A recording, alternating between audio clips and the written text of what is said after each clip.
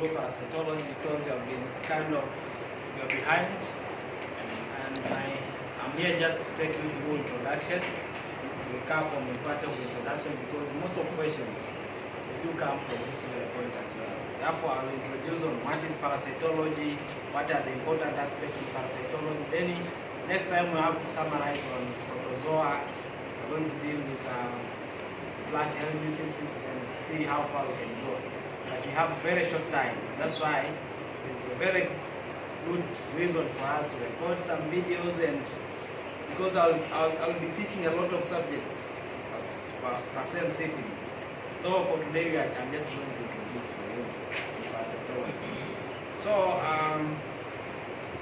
let us start. And I think you've heard about parasitology. It's one among basic science subjects, and it is basic because, like for you, you are living in countries whereby they are in the developed countries, and most of the people that you are going to serve them, they are living in underdeveloped places, of which parasites are among very common diseases.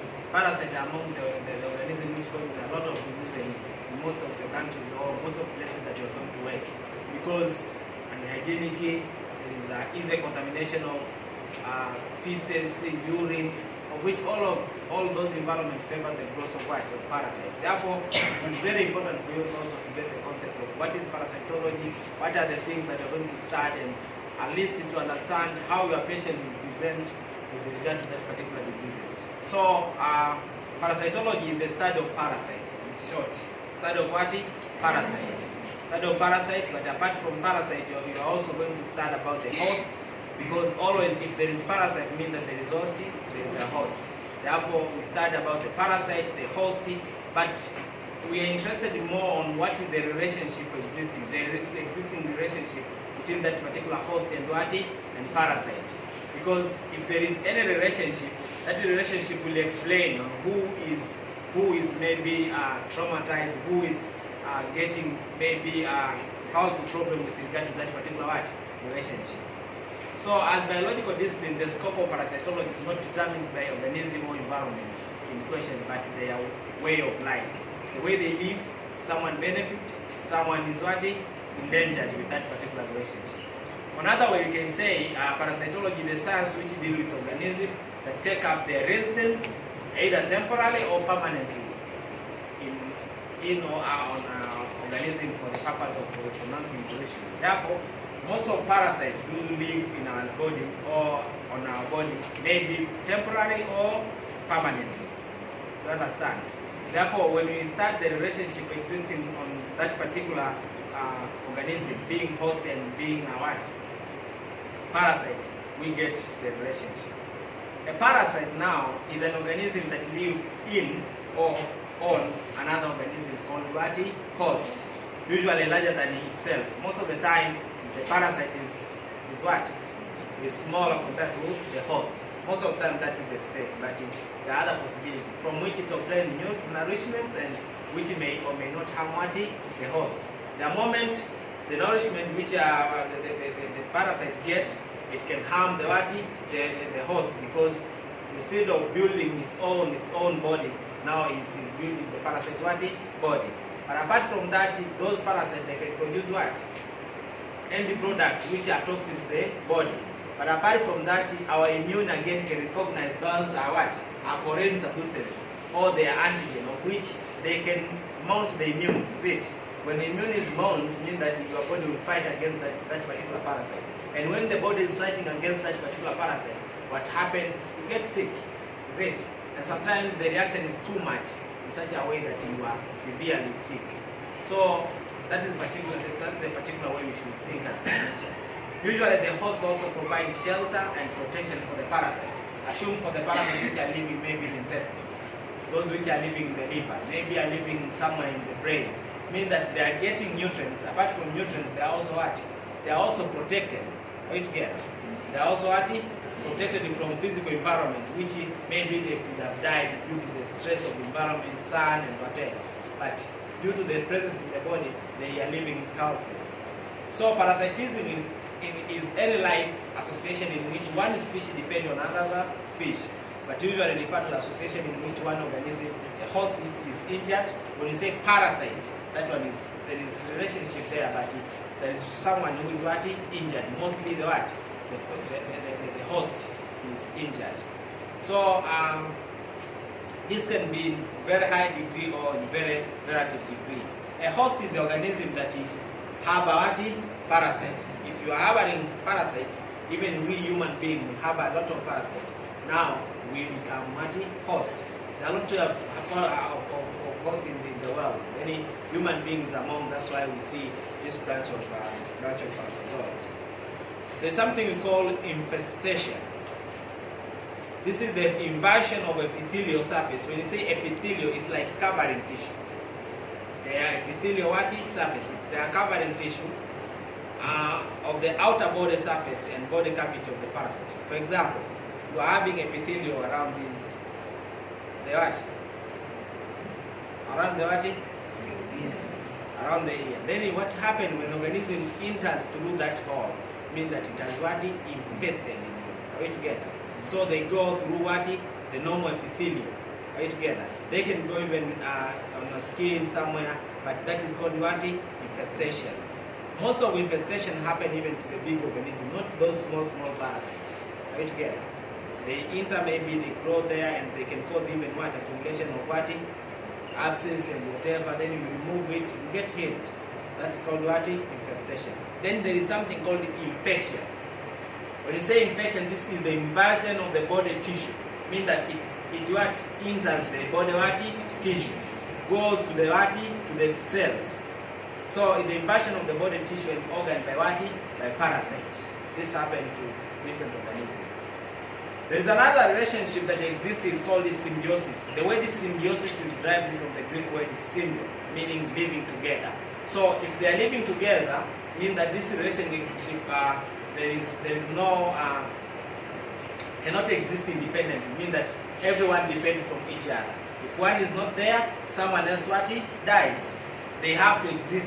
Either you die or you get infected with that absence of that particular relationship. For example, in our GI we have bacteria. These bacteria are mostly in the large intestine. They are there to produce vitamin K. Are we together? They produce vitamin K, and also normal flora, they produce the vitamin B complex. But their existence in our body, they depend on food that we eat. They depend on food that we eat. Therefore, they are there to survive because they can eat the food that we eat. Are we together? But when they are there, they facilitate the process of vitamin K and vitamin B complex formation in our body. And we know for sure vitamin K is very important in the aspect of blood clotting and other things. The vitamin B complex also is very important aspect in nature of growth of the body and the normal functioning of the body. Therefore, in absence of these bacteria, means that we lack vitamin K, and also we lack what? Vitamin B complex. But that is not war. There is no war on that aspect. But when again we are not there, if we are not there, means that this bacteria should die, because they depend food on our on our body. Therefore, what happened here? There is symbiosis. Everyone depends from each other. When you see that particular relationship, it is explained as what? Symbiosis. Are we together? No one can exist independently. If you exist independent, means that you lack something from someone else and you get affected. If you don't have vitamin K, means that our body is not functioning, will not function normally. Another relationship that exists is mutualism. Mutualism means it is mutual. Everyone benefits, is it? Again, the word derived from Latin mutual, meaning benefit, but again exchangeable. In a relationship in which both associate benefit from each other. They benefit from each other. And in commensalism, this is the relationship whereby parasite derive benefit without reciprocation, of which here we mean that maybe the parasite gets benefit from you but cannot harm you. Are we together? Are we together? And amoeba call in the intestine and amoeba can be divided in the buccal cavity. Sometimes commensalism is the relation whereby parasite derive benefit without reciprocation but also without injuring the host. Therefore, its existence, there is no harming condition that will happen. That is called commensalism. When both of us benefit, is called mutualism. Are you together? When we say that there is a symbiosis relationship, everyone cannot exist independently. But when you say mutualism, someone can exist independently. But when you come together, everyone benefits. You have to differentiate those things. Commensalism, we see that the parasite get benefit, but does not harm the host. So those are key things. Therefore, if we could have to arrange these in orders, how could we start? Maybe we start with parasite. Are we together? Then from parasite we come for commensalism, of which one benefit but does not harm. The parasite harms. Then the second one, we see the commensalism, it get everything but does not harm, is it? Then follows what? Mutualism. No, is it mutualism? No, you go first for what? Symbiosis of what? Of which they depend each other. Independent, they depend each other. Then the last one, that's where we see mutualism, of which everyone benefits. You understand the concept? So, parasitism now, this is the key thing that we are going to speak all over the topic, all over this study of parasitology. So, parasitism, the host is injured by parasite. A pathogenesis and pathology occur. Pathology means a disease. Pathology is what? The study of disease. Therefore, it is a disease occurs due to interaction of these parasite and host. And therefore, pathogenesis will happen and whatever. The majority of parasites of man fell into this what?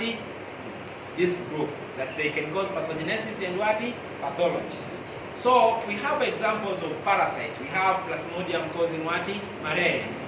We have Entamoeba histolytica causing what? Entamoeba dysentery, which you diarrhea, some bloodish stool. We have Trypanosoma, which Trypanosoma gambiensis. This is causing trypanosomiasis. This is very severe disease, and it's mostly affecting people in different areas, mostly in Africa, because they are organisms which can harbor this one. We have Wichereria bankrupt causing hydrocele. You know hydrocele? It's enlargement of testicles. They enlarge, they become very big. Mostly happen in the area of coastal region, whereby the people have Filaria worms, they stay there and they block the lymphatic system. And therefore, if they have blocked the lymphatic system, people get hydrocele. Now, instead of wearing trousers, they wear what? Yes, so they are using another things to wear. These are Wichereria bankrupt causing the hydrocele and the elephantiasis. Elephantiasis is the big what? Foot. It's a big one. So that is called the elephantiasis. All of them, they are caused by this parasite, which are called Wichereria bankrupt. And the reason is they block lymphatic system. If they block lymphatic system, means the drainage from down up is not there. If the drainage is not there, automatically now your foot starts growing. You get a very big foot, which is called what? Elephantiasis. We have Ascaris lubricoids causing intestinal worms infestation, of which it can cause diarrhea, stomach, and other conditions. This is just one example of organism. We have Giardia lamblia, which again can cause something wrong with our stomach. We have other types of parasite. This is parasite that lives on surface of hosts. Here we have those ectoparasites. Here there could be something called parasite. We have ectoparasite, and those are parasites which are living inside. We are going to discuss. But we having these ectoparasites mean that they are living outside the body, maybe in the skin. We have Sarcopsis cabiai causing disease called scabies, which form what? Dermatitis. Dermatitis is what? Severe inflammation of the what? Of the skin. This one happen mostly for people who are school children. I think you have heard of them. So people who are living in dormitory together, they can share the what? When this disease happens, it is very severe, severely itching, which causes dermatitis. So those are parasites which are living on the surface of the host. They are called ectoparasite. They are called what? Ectoparasite. This parasite that lives on the surface of the host and its presence is referred to as what? Infestation. As I said, infestation happening on what? On the what? What? Failure. You have to remember those two aspects.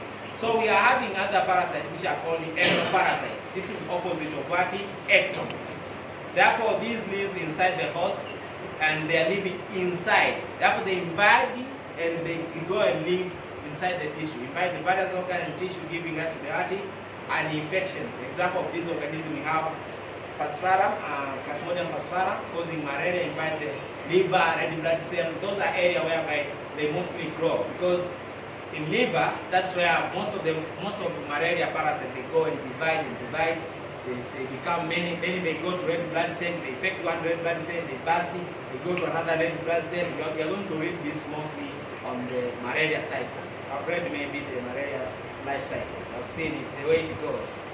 So they get infected by female anopheles mosquito, then it goes, the blood goes to the liver, they mature, they go again to the blood, of which the red blood cell mostly affected. That's why most of the people who are coming, mostly for the kids, they come up with what? Anemia. Why? Because this organism will affect the red blood cell because breakdown of red blood cell. When the red blood cells are broken down, what happens in the malaria due to hemolysis happens into this endoparasite. Right together. We are having also hookworms.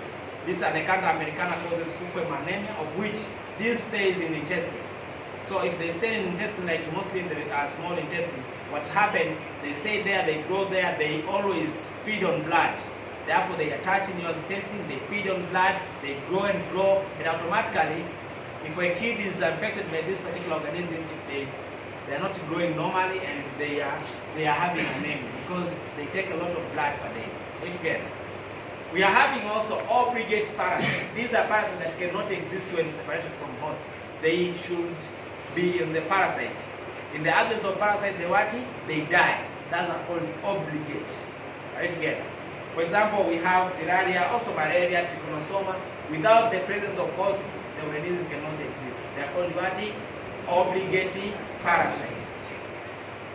Another type is facultative parasites, of which these can exist away from the host. They can exist both as parasite and free living organism. Therefore, the moment they can exist in the body, the moment if they are away from your body, they can still exist. Are we together?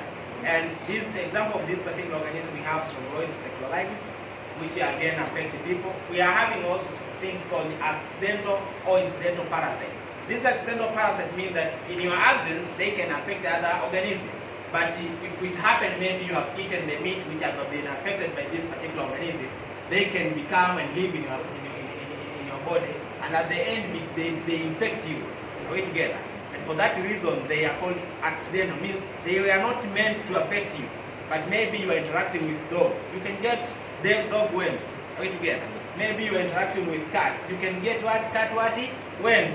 And for that reason, those were not meant for you, but because you are interacting with that particular organism, now it is easier for you to get that particular organism. And that's why they are called accidental or incidental parasites.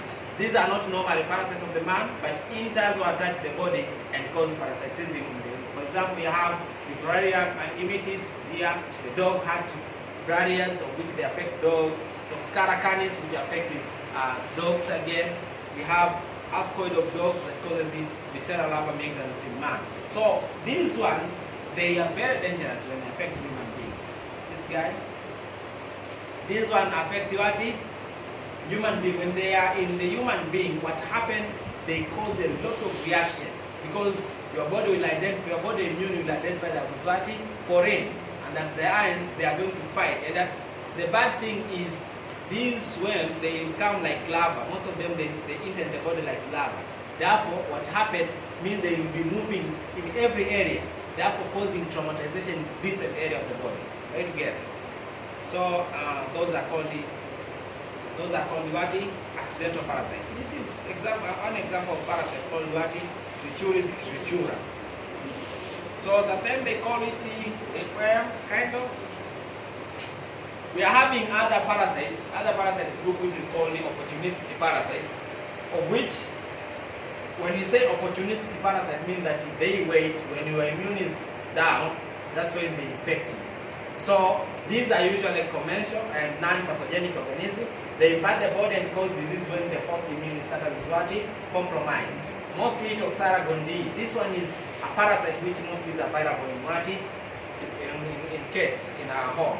Therefore, most of the time, women in reproductive age, mostly during pregnancy, they got affected by this particular organism. And for that reason, why they are affected? Because when you get pregnant, automatically immune goes down. Why? Because your body has to favor the new antigen. Your baby is kind of antigen in your body. Therefore, if your immunity is very high, automatically you reject that baby and abortion will happen. Therefore, to favor that condition, your immune will go down. When it goes down, now you have to accommodate your baby. But you again open the door for other what? Other organisms like Toxcara gondii, Cryptosporidium parvum, which is again can affect you, Spora bell and Microspora. All these organisms, they are not strong when your immunity is strong. They just infect you when your immunity is not down. Are we together? We are having larva parasites. Larva parasites, they are pathogenic parasites which infect man and cause pathology during larva stage of development. The adult may be parasites of other animal. Man, they may be free living organisms. For example, we are having Echinococcus granulosus, Taenia soliums, Spirometry. All these organisms, they just affect you when they are what? In form of what? Larva. They form of what? Larva stage. When you meet big organisms of this kind, they cannot infect you. They are not meant for you. But they are larva, they can affect you. Are we together? Are we together? Remember those key concepts. This is Ascaris, Lumbricoids. Now, this was a discussion about the parasite. After you know the parasite, we know for sure that there is also what? Host. When you see parasite, then there is what? Host. Now let us see host. Here, we have definition of hosts, of which we are having definitive hosts and intermediate hosts. This is the big branches of hosts. When you say definitive host, you have to remember there is something called the sexual reproduction. Sexual what? Sexual what? So, when you see a sexual reproduction happen on that particular organism, that is that organism which is harboring and enabling a parasite to undergo sexual reproduction is called what? Definitive host. You get the concept? So, an organism or a host which can harbor a parasite to undergo sexual reproduction is called what? Definitive host. Therefore, this is the host that harbors the adult stage or the sexual stage of what? Parasite. It is the host which the mature and most developed form of parasite occur. Therefore, for that reason, if they are matured, means that they can undergo sexual reproduction. They can come together and undergo what? Sexual reproduction. For that example, we are having for example here we are having sleeping sickness. Example, man is the definitive host for trypanosoma that causes African sleeping what? Sickness. We are going to study one after another. Though we are having short time, but we'll see. So another type of host that we can define is we are having something called intermediate host. So in intermediate host here we say that these are type of host which harbors asexuality type of reproduction. So harbors the larva or the asexual form of parasite. So example, cows are intermediate host for tis and data. Man is the intermediate host for malaria what? Parasite. What is the definitive host for the malaria parasite? Mosquito is the definitive what? Host, because that's where a sexual reproduction what? Sexual reproduction do happen, and also that's where we see the adult form of what? Of plasmodium. We are having something called the paratenic host. This is the host on which parasite does not undergo any development, but remains alive and effective to other hosts. So it's like stand. For you human being, maybe you are traveling to Mwanza, so it happened maybe you are in Arusha stand. So what happened? You are just there waiting for another bus to take you somewhere else. Is it? You are just there effective. You stay there without doing anything. Therefore, the moment you can be a host and the organism enters in your body, it just survives there, but it cannot undergo any kind of biological activities, being to infect you or to cause harm in you or anything. Therefore, they are just there to accomplish their journey. They are moving somewhere else. So if it happens, it stays in your body for a long time, means that it can even die without doing anything in your body. Right together. Though they are called the paratenic hosts. So, example of this one, now we are having the Bothrium, of which this one is it is called a parasite. For most of them, it is killed by fish. It is fish what? Parasite. And it happens mostly in the area whereby people do eat what? Fish. So you can eat fish which was not well prepared. You can get this particular particular parasite, it goes in your body, cannot proceed with any stage, just stay there. Are you together?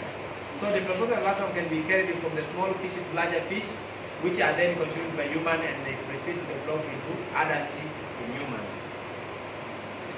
So we are having reservoir hosts. Reservoir hosts, these are have the same parasite as man and serve as source of what? Infection to man. So example of this is Trichinella spiralis, dog harbors infection which is Leishmania and other particular organisms. Therefore, they can harbor, mean that they can transmit to other people. They can transmit to other organisms. Those are called what? Reservoir hosts. Are you together? There's something called the host specificity. So most parasites develop only in restricted range of host species, of which what we mean here is their parasites, they are very specific, means that they can just be a parasite in a certain range of what hosts. When you bring them or you expose them to other type of hosts, they die. That is called the specificity in what? In terms of host. So these parasites exhibit varying degree of host specificity, some infecting only single host. For example, Tinea solium, adult can only develop in what? In human. So if it is in other organism, it cannot develop because those are not what? Specific hosts in their life. Why? Because maybe the condition of other animals cannot favor their what? Their growth and development. But Trichinella spiralis is able to mature in almost any mammal. Right together. So you have to remember those things. Again, we are having vectors. So there's something that connects the host and the parasite. Here in between there's something has to happen so that these people meet. So vector is one which makes this guy meet. Right together. When you're talking, for example, in a normal life, maybe someone wants to marry someone, is it? Someone here happened to be someone in the intermediate state, which connects, make these things happen. Therefore, vectors as well, they are there to make sure that there is connection between host and what? Host and parasite. Are we together? Host and what? So, we are having many types of vectors. Here we are having mechanical vectors. We are going to see about biological vectors. Those are the major vectors that we are having. So, what are the mechanical vectors? When we say mechanical vectors, mean that they are not involved to manipulate anything with regard to that particular parasite. They are just there to carry the parasite to host, or a parasite from one host to another host without manipulating or without having the chance to cause any effect to that particular parasite. That's called what? Mechanical vector. They just carry from one place to another place, one host to another host. That is called the mechanical vector. Therefore, these are vectors which assist in the transfer of the parasite forms between hosts, but not essentially in life cycle of the parasite. So, no parasite development occurs in such vectors. Example of mechanical vector, we have Muscovati domestica. I think you remember this name. Remember this name? What is this in normal language that you're going to use? Yeah? Housefly, is it? So, for that reason, means that they can carry, maybe someone has dedicated somewhere, can carry that particular parasite. If they are parasite of that particular species, can carry from one person to another person to do maybe food and other contamination. Therefore, these are called mechanical vector. They have no any chance to manipulate that particular parasite. So, this is what happened.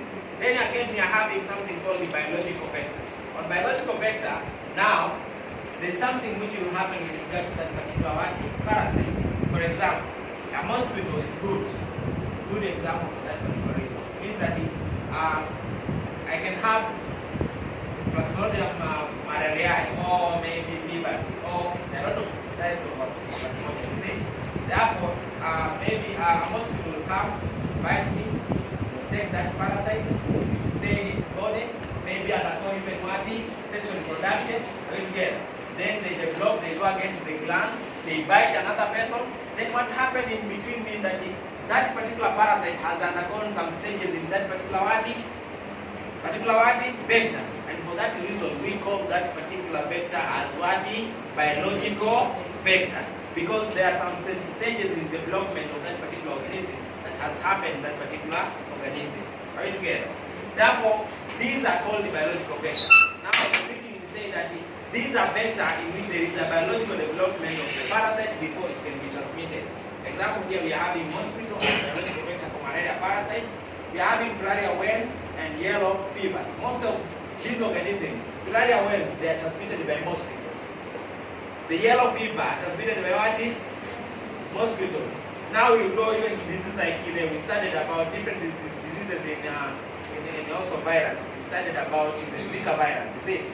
All of them, there is something that it can harbor those particular organisms. Those are called the biological vector. Biological what? So for you, it's simple. I mean that mechanical vector, they are mechanical. They just carry and send something. And they are not even aware that they are carrying that particular organism. Do you know that? They are not aware. They are just finding food. When they are eating, they find automatically acquiring that particular organism. They get somewhere else, but they are not even aware. But these parasites have good environment for the survival of that particular party. These are vector. They have a good environment for survival of that particular parasite. We can classify the parasite of medical importance in two classifications. This can be of biological nature, that's called taxonomic, or location in your body. So when you say biological in nature, we say parasites are classified in kingdom. When you say taxonomy, you remember, we have the kingdom, we have the phylum, we have the class, we have the order, we have the family, genus, and what? Species. That's the classification of what? Of parasites with regard to the taxonomic classification. So the parasites of human and kingdom Protozoa are classified under the phyla Sarcoati, Mastigophora, or Apicomplexa, Ciliophora, and what? Microspora, of which you have studied some of organisms here. Like Apicomplexa, studied which type of organism? Yes. What? Plasmodium. Ciliophora, studied which organism? Yeah? Balan?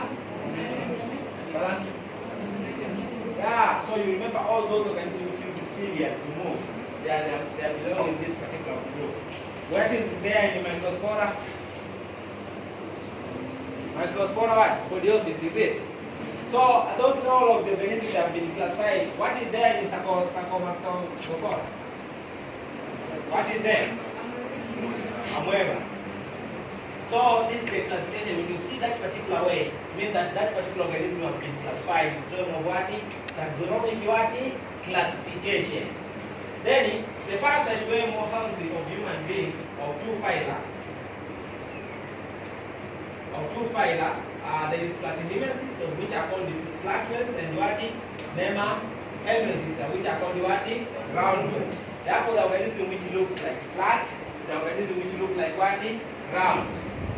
Those are classified again. Within these beauty assemblies, phyla are called important human parasites. Conventionally listed as what? Subphyla.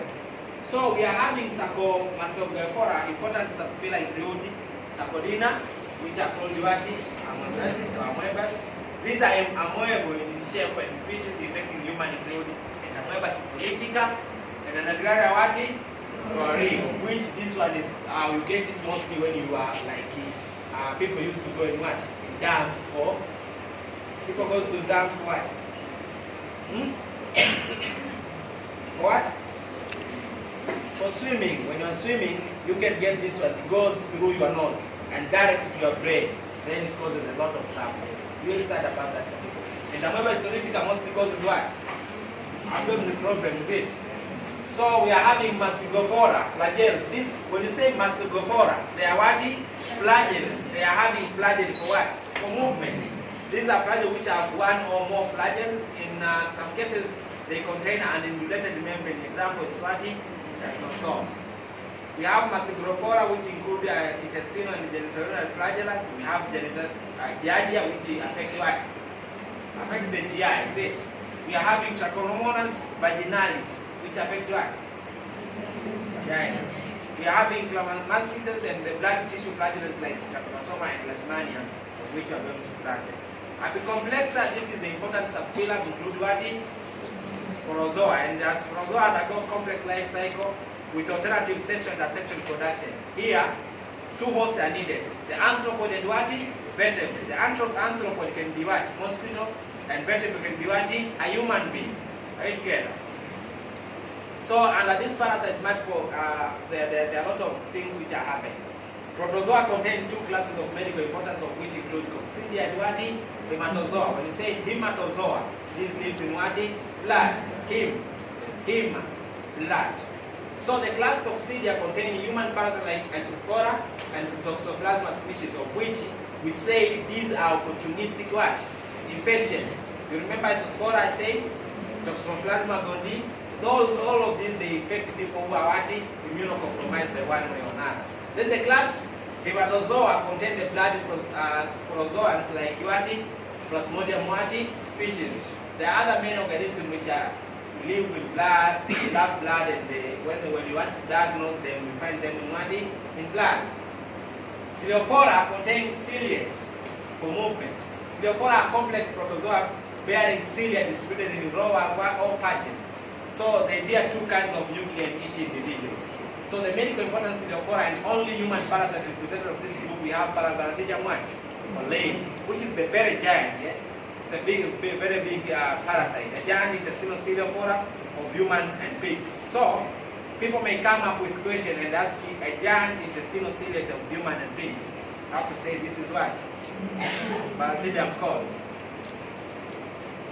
So we are having Microspora. This is a distinctive group formerly listed with a protozoa, often within a what? Sporozoa. It is now considered as a separate what? Phylum, of which it comprises of microsporidians, which are seen in opportunistic parasites of immunocompromised host. Microsporiosis. So this was the giant man in most of the time, the Bacterium core. This is a scary lubricant egg. We are going to see most of them. Then a parasite of medical importance, parasite worms or helminths of medical importance. We are having the following. We are discussing about the protozoa here. Now we are discussing about the what? Parasitic worms or helminths of medical importance. These are classified into what? Groups. We are having, we said they are platyhelminths and what? Helminths. And platyhelminths, we said these are what? Flat. Do you remember? Flat what? So these, they lack true body cavity, the coelom. I think you remember your form 6, yeah? And they are characteristic with flat dorsal ventral resection. And there are two types of medical importance class in this group. In cestode, which are called the tapeworm. We are going to see them in structure, of which we are having with Bothium, the spirometry, the tinea, echinococcus. All these organisms we are going to start them. Most of them, they are fish parasite, they are dog parasite here, even the tinea. So all of them we are going to start them, but in nature, they are what? They have been taped what? End. They are called in another name cestode. Other name they are called what? Cestode. When you see them, they are flat, they are flat. We are having trematode in this group. Flukes are typically leaf-shaped. Trematode, they are flukes. They look like a leaf. Most of them, they affect the liver. So flukes and tapeworms of human are hermaphrodites. Means that they are having what? Two sexes within the same organism, hermaphrodites. Except the schistosome, which causes schistosomiasis, bilharzia in other language. So schistosomes are cylindrical and worm-like, but schistosome, there is a lady and what? And a boy. We say there is a male and female. And always the female is always occupied within what? Male. Male is kind of accumulated. Therefore, example of trematode of medical importance include the schistosoma, Paragonus, the cloniches, oxysis, and other organisms we are going to discuss. But fasciola, and fasciola, they are the most common, and they look in the shape. Trematode, they look like what? Leaf. They look like what? Then we are having Nelwati helminths, of which these are two separate sexes and are segmented roundly. They have what? Two sexes, different from what? Different from what? Platyhelminths, of which they are hermaphrodites. Meaning that they are having both sexes, same organism, except for what? Schistosome. But when we come to Nema, these are having different sex. Mean that for female and male, they are different. They meet and reproduce. Are you together? Are you together? So they have the body cavity apart from the organism that we said they have coelom, which are the flatworms. But these are now having the body cavity. They have completely digestive, reproductive and nervous systems. And during classification and evolution, they may say that one, the flatworm were the previous one, is it? This one is becoming advancing, right together. Therefore, these are called the helminth, of which they have complete digestive system, complete nervous system, and complete reproductive system. For that reason means that they can undergo copulation. You know what copulation? So they include many parasite species that infect human. For example, we have the Nicata americanus, and Clostoma duodenale, means it affects the area more kind of duodenale, which is called, another name is called the hookworm. And we are having Enterobius vermicularius, of which this one goes mostly in tissues. We are having Tritura trichurus, we are having Ascaris lumbricoids, we have said already. Strongyloides tecularis, we have Euteraria bancrofti, and the Onchocerca vulgaris and the pestans. These are organisms which are in the group of Nema, and they are having two different sex. They are having good digestive system, nervous system, and reproductive system. That's the main characteristics. So, there's this small thing here. I want to discuss small things here. We are having, now when we classify organism with regard to this we call, with regard to the location, we are having parasites that can cause the infection of human are classified according to location of who they can infect. So, the intestinal parasite, their tissue parasite, their bloody parasite, their genitourinary parasite. So, intestinal parasite, for example, Itamueba histolytica, is it? Tissue parasite, for example, we said Toxoplasma gondii. What are the other one? Yes? We said one here, we're going to see them. Then we have blood parasite like malaria and Trypanosoma, others. Yes? Okay, we are having the urinary parasite. Example, Trichomonas vaginalis. So those are classified according to the place where they infect. So for that reason, let us go and have somebody here. That regard. So we are having intestinal parasites. Here we are having an example Entamoeba histolytica. This affects the GI. We are having, of which we are having So we are having Taenia sagnata, Taenia solium. All these are protozoa. These are helminth. And we said the characteristics of helminth is what? They are what? What are the characteristics of helminth? They are what? They are what? So, we are having in terms of protozoa, we have Giardia rembria, we have Balanchinium coli, we have Aspersola belli, we have Cryptosporidium. All of these, they can affect what? Intestinal system or GI system. And for helminth, those organisms, the hookworm, of which they are divided into two. They have Clostoma duodenale and Nicata americana. And Nicata americana is found in those areas. Blood, body bone parasite. Here we are having Plasmodium species, of which there are a lot. Plasmodium vivax, Plasmodium malariae, Plasmodium Plasmodium Plasmodium yes, ovale.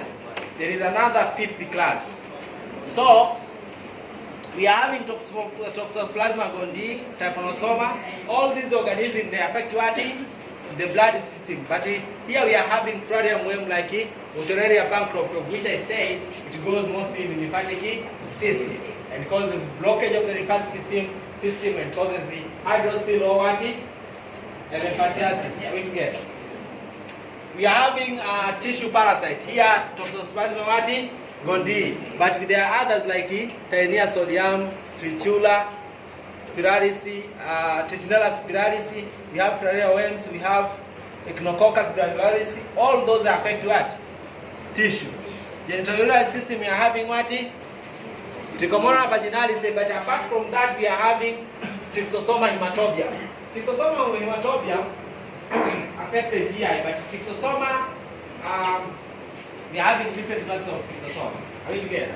Schistosoma monsoon affecting the GI. Schistosoma hematobia affecting the what? GI what? How to differentiate them. Then now, if you as a doctor you are requesting for the investigation with regard to Schistosoma, if you are asking for Schistosoma hematobia, means that you have to ask for urine what? Sample. But it can happen for the severe infection. You may find Schistosoma hematobia in what? In stool, but it's very rare. In a normal state, Schistosoma monsoon is the one that you are going to find in what? In what? GI.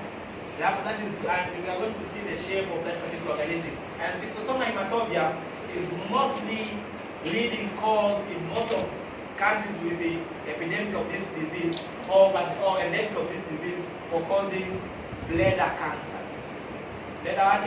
Cancer. And one of the criteria that you are going to see as clinician is someone with urinating what? Blood. But urination of that blood will be painless. Painless in what? In nature. Painless in what? So that one will have to give you clue. Maybe this might be what? Schistosoma hematobia causing a bladder cancer, or it can be bladder cancer due to other causes right together, which we are having called urothelial carcinoma or transitional cell carcinoma.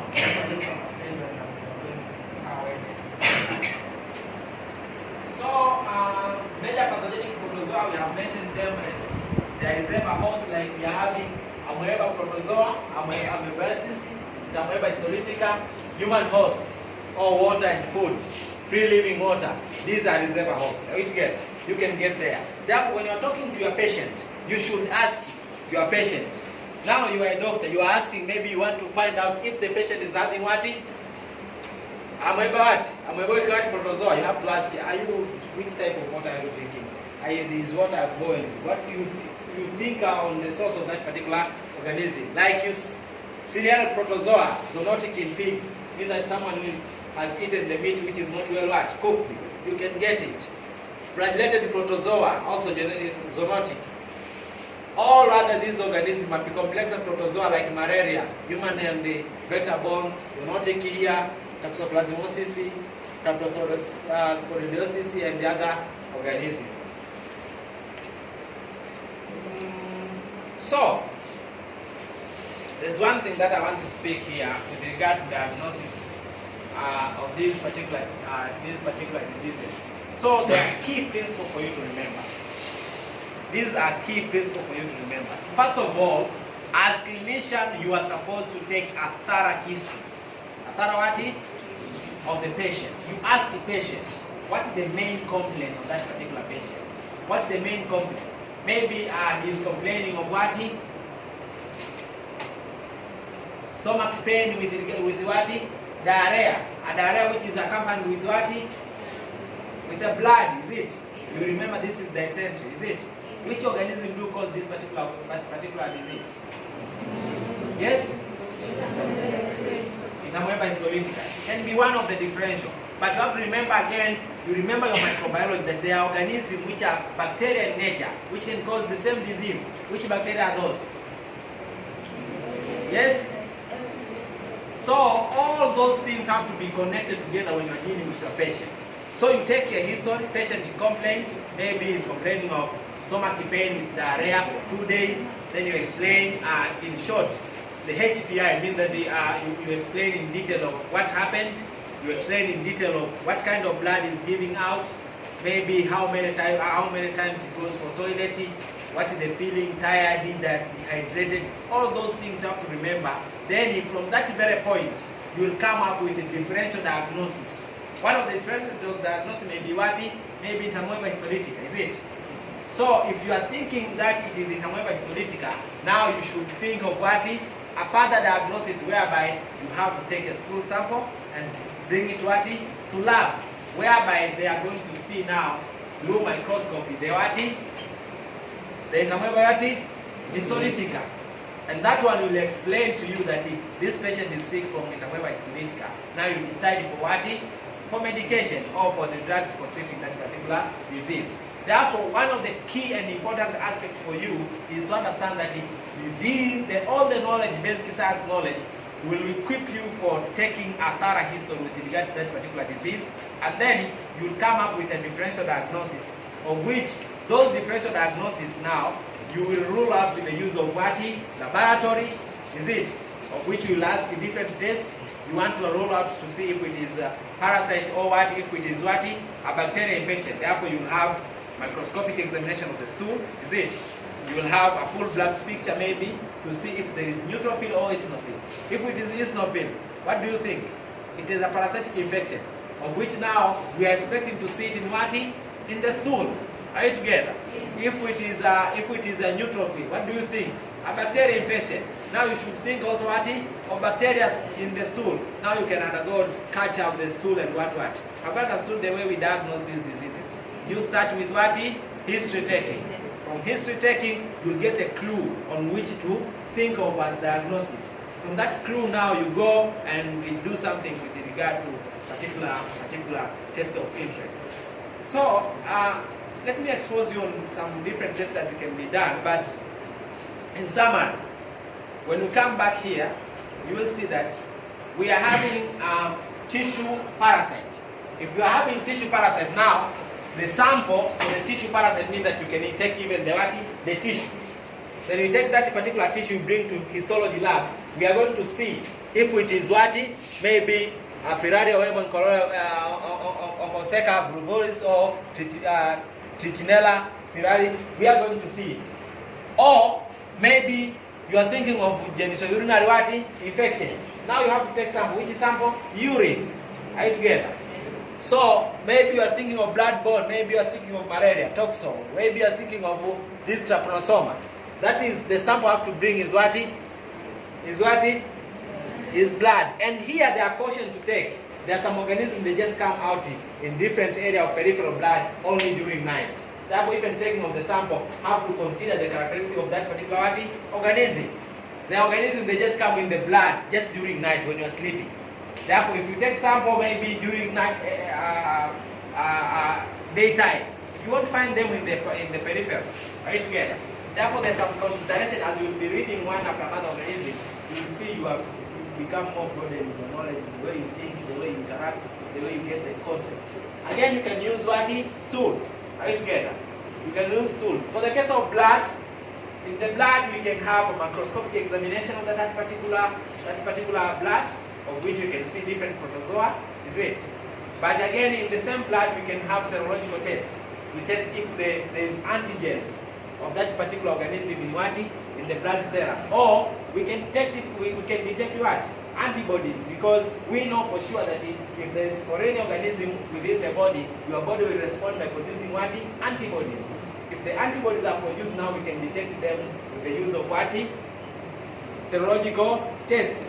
For example, we are having different tests even in the schistosoma now. We can use a schistosoma strip whereby we can measure from the urine. We see if we are having schistosoma mansum. Do you get the point? The principle behind is in the urine of a person who is affected with schistosoma, we are sure that there is what? Antigens. Therefore, if you are having antibody strip, automatically we can detect the disease. That's the principle that we use. You can take, we can take what stool, of which you can use the stool and examine and find out the disease which is affecting particular human being. So those are samples that you can take, and use of microscope and recognition of ova. So in a normal way, parasitology, in a parasitological way, we can either identify the ova. Ova means an egg, kind of. So you can identify also the larva in the feces, or you can identify what? Sometimes you can identify the organism itself. Are we together? So where? In urine, blood, or what? Tissue. And apart from that, you can use what? Serology. Serology, whereby we say in serology, what do we use? The antigen, the antibody, what? Test. We either test antigen or test what? Are you together? Of which the sample is what? The sample is what? The sample is what? The sample is blood, and we take only the part of blood which is called what? Serum. Right together. We can use also PCR. PCR, this is a polymerase chain reaction. This is very quick and very high-tech method of diagnosing diseases. So this one can be used also to diagnose different diseases. Key point now.